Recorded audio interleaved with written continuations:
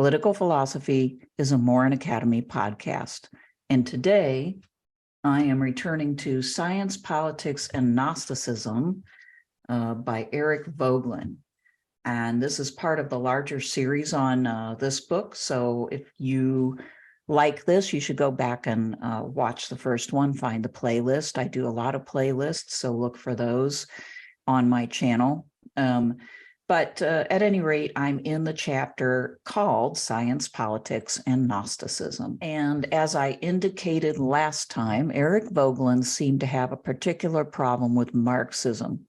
And so I want to explore today why Voegelin thought that Marx was a Gnostic thinker and why he thought that that was a, quote, intellectual swindle, and that Marx was an intellectual swindler. Now, I do think, that part of what's going on here is the times in which Voegelin is living, the times that he's reacting to. And so for him, Marxism looms large, and perhaps he a little bit unfairly focuses in on it. But even in this piece, he does admit that to a certain extent, other modernisms, modern movements, basically commit the same error, including the large category of just positivism, modern positivism. So he uses Marx as kind of like a focused example. And it seems sometimes like an attack, but I don't know if we need to take it that way. Now, he says flat out, Marx is a speculative Gnostic. And remember that a Gnostic, as far as how he's using the term, is somebody who looks for that hidden meaning and that key that allows one to kind of understand reality, and not only understand it, but to manipulate it. And he focuses in on Marx's early economic and philosophical manuscripts to try to show that Marx is a speculative Gnostic. And he says that these early writings contain the, quote, prohibition of questions that Voegelin has been pointing out previously.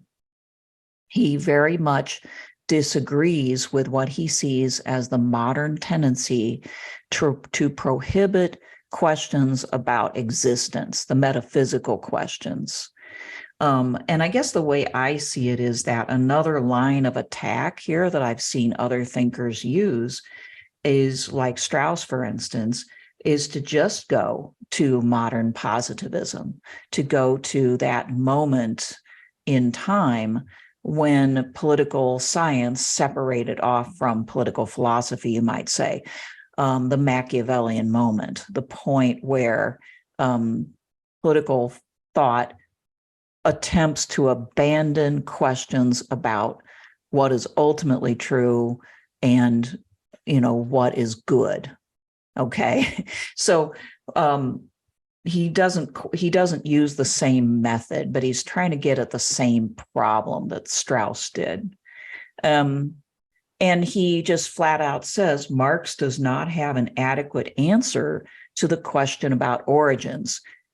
He doesn't have an answer to the argument of infinite regress, which just means, think about this. Even when you were a kid, you probably thought, well, what comes before this and what came before that? And, you think your way back to at least a sort of imaginative origin. You realize that everything had to have, it's hard to wrap your head around the idea that there was no origin of things. So our minds tend to go to an origin. And he's saying that, really what he's saying is, for most people, that ends up speculations about God. It ends up with speculations about a first mover at the very least. And Marx, he says, does not want to ask those questions, kind of prohibits the question about our origins. And, he does this, by the way, for the same reason, I think, that modern thinkers generally tend in that direction, which is they don't think it's a question that can be answered. And therefore, to the extent that we speculate on it, we are deviating our attention from more fruitful pursuits that we can actually achieve. That's sort of like the go-to modern defense of that move. So Voegelin writes, to such questions prompted by the tangible experience that man does not exist of himself, Marx chooses to reply that they are a product of abstraction, meaning the questions are a product of abstraction. And then Voegelin quotes Marx, when you inquire about the creation of nature and man, you abstract from nature and man, end quote. And then Voegelin continues, nature and man are real only as Marx construes them in his speculation. Should his questioner pose the possibility of their non-existence, then Marx could not prove that they exist. So, in other words, Marx just refuses to engage on a question like, why do we need to exist to begin with? And this is a necessary move for at least the theory part of modern science, really.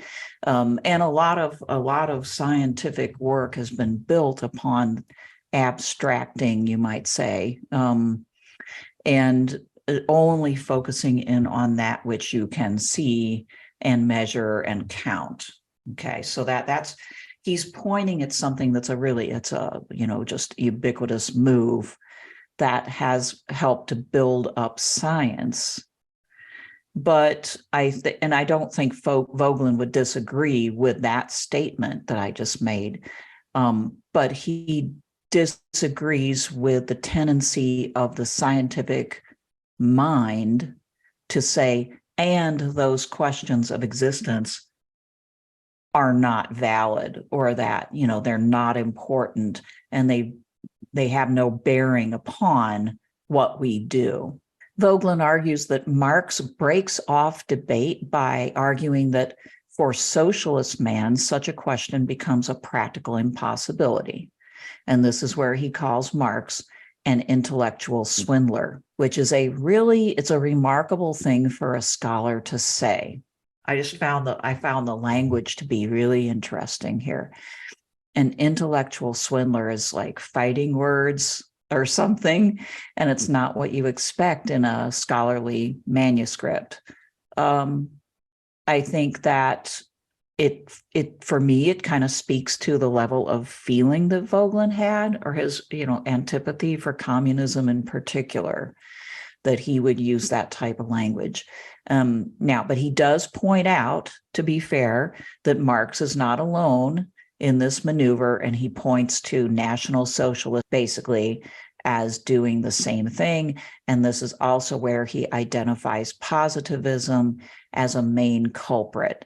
And positivism is, to maybe back up and explain further, is the modern move in which you say, for instance, in law, justice is only what human beings legislate. There can be no natural justice or natural law or anything like that, because that's just theoretical speculation. But we know when laws are made. The classic positivist problem is, well, when dictators make laws, then those are valid laws, even if they end up being grossly abusive or discriminatory and so on. Positivism has the problem of validating whatever is. And this is particularly problematic in the human range, right? What human beings do, because we don't want to validate just anything that people do. But the positivist has perhaps no way of doing otherwise. They refuse to ask the question about ultimate ends, greatest good, justice, and certainly the origins of existence. All right, so then he brings in Nietzsche as sort of a thinker that can help him to think further about Marx. Because for him, Nietzsche is a thinker who was very self-conscious about this prohibition of questioning. Nietzsche, perhaps he would say much more than Marx, was keenly aware of the problem of letting go of these metaphysical questions, of letting go of the hope of asking and getting an answer to God questions.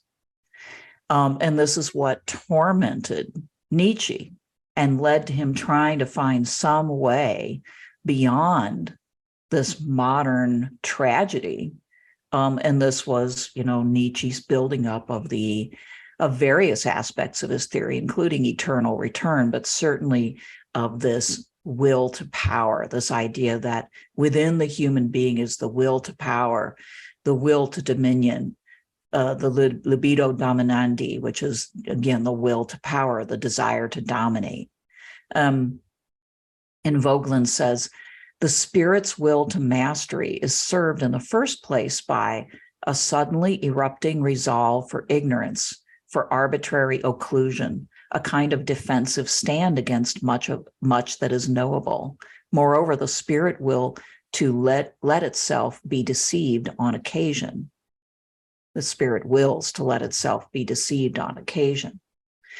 So I think he captures Nietzsche's mood, for instance, in The Birth of Tragedy, On the Advantage and Disadvantage for Life, The Genealogy of Morals, Thus Spake Zarathustra. So many of Nietzsche's writings involve this really tortured grappling with the problem of truth, the problem of ultimate origins, and what are we going to do now that we cannot believe in these ultimate origins? Because Nietzsche grasped how problematic not just modern science, but the modern social science, modern thought generally, historicism. He recognized the huge challenge to our set beliefs. Everything was disrupted.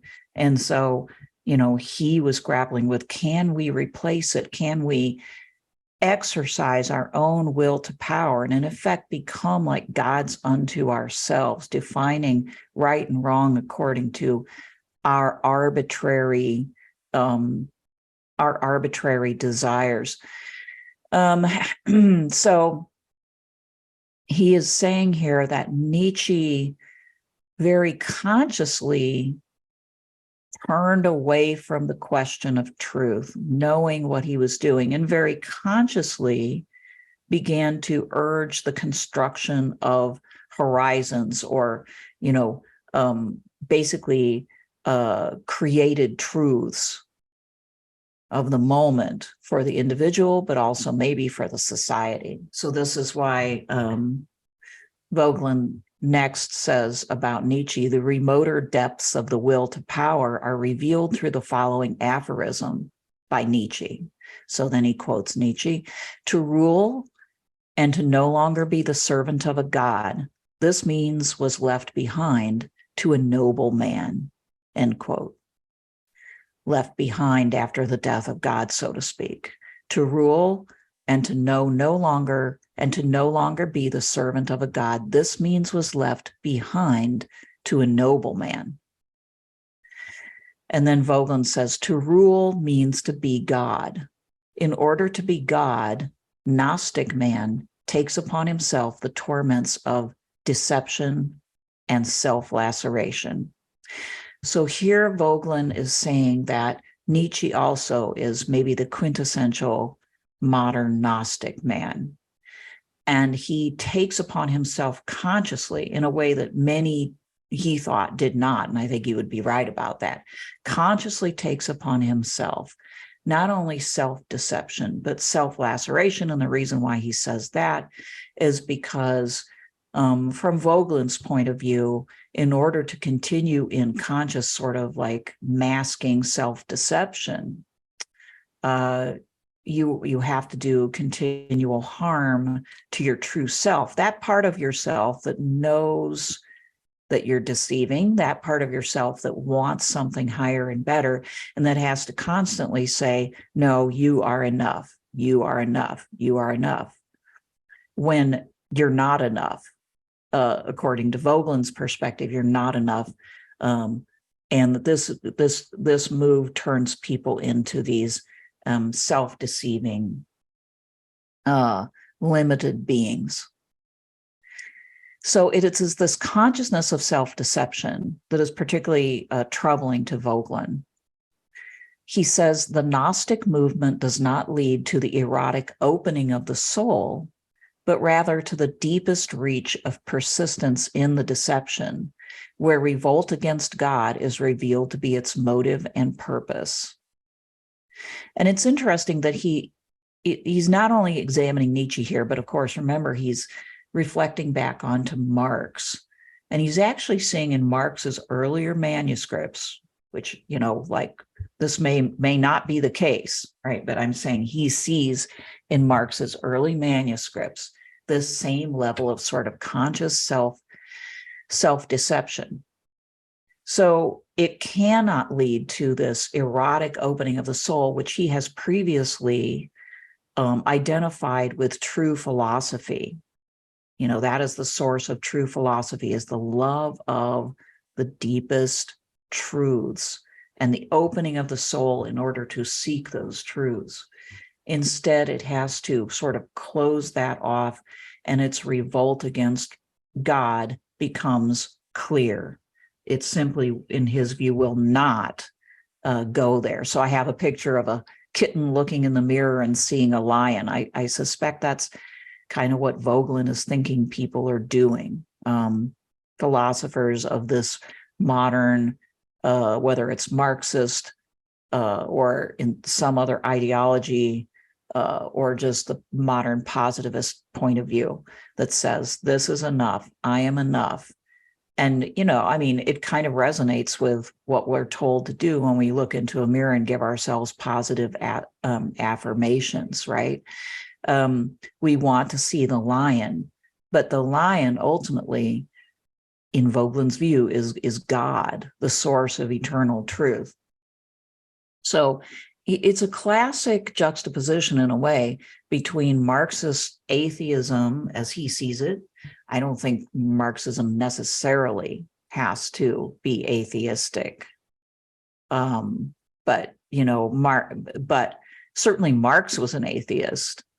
At any rate, Voegelin is opposing more or less the theism that is necessary if we start to think of ultimate origins in a human way, and atheism as it's exemplified by Marx. So then he goes into, he sort of systematizes or gives us a little bit of an image. He says there are 3 levels of deception. The first is simple error. The second level is when you persist in that error despite the awareness of your initial self-deception. And then the third level is what he calls, again, being rather strong language for a scholar, demonic mendacity, okay, which is continuing in full knowledge of your motive, which would be to close towards the transcendent, and to say to yourself that you or mankind is enough. So here, I think maybe what I should do is just read a bit from a couple of pages, because I think that he can do better than I can here. So he says, on the surface lies the deception itself. Oh, and this is from page 25. On the surface lies the deception itself. It could be self-deception, and very often it is, when the speculation of a creative thinker, has culturally degenerated and become the dogma of a mass movement. But when the phenomenon is apprehended at its point of origin, as in Marx or Nietzsche, deeper than the deception itself will be found the awareness of it. The thinker does not lose control of himself. The libido dominandi turns on its own work and wishes to master the deception as well. But I'll stop here and just for a second. I like the distinction he makes between the mass movement in which many people commit error and are guided by leaders who are also perhaps, swept up in ideological enthusiasm and the desire for power. And he distinguishes between that and what happens with the original thinkers, Marx and Nietzsche in this case, who are committing the deeper deception because of their awareness of it, that they are the theoreticians and they understand what they're doing, in other words.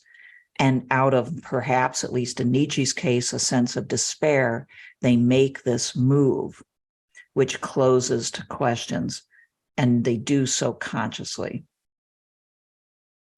And then he says this Gnostic turning back on itself corresponds spiritually, as we have said, to the philosophic conversion, the periagoge in the Platonic sense, that is the turning towards something else, the turning around. However, the Gnostic movement of the spirit does not lead to the erotic opening of the soul, but rather to the deepest reach of persistence in the deception, where revolt against God is revealed to be its motive and purpose.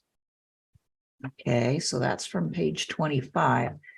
And then I'll just read a bit of section 3, where he then ties Nietzsche back into Marx.